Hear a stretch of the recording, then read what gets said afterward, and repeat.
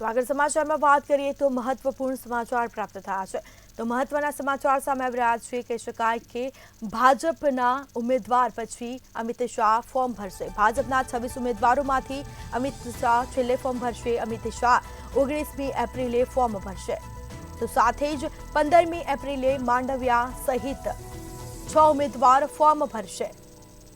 તો 16 એપ્રિલે પુરુષોત્તમ રૂપાલા સહિત 16 ઉમેદવાર ફોર્મ ભરશે।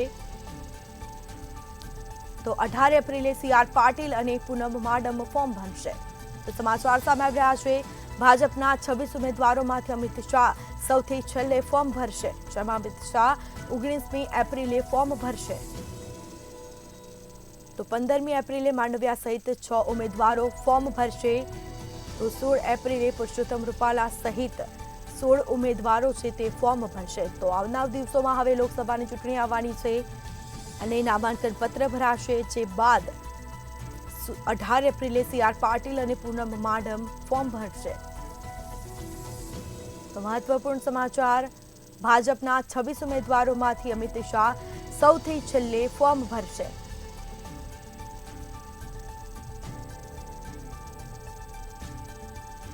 સાથે જ અમિત શાહ 19મી એપ્રિલે ફોર્મ ભરશે।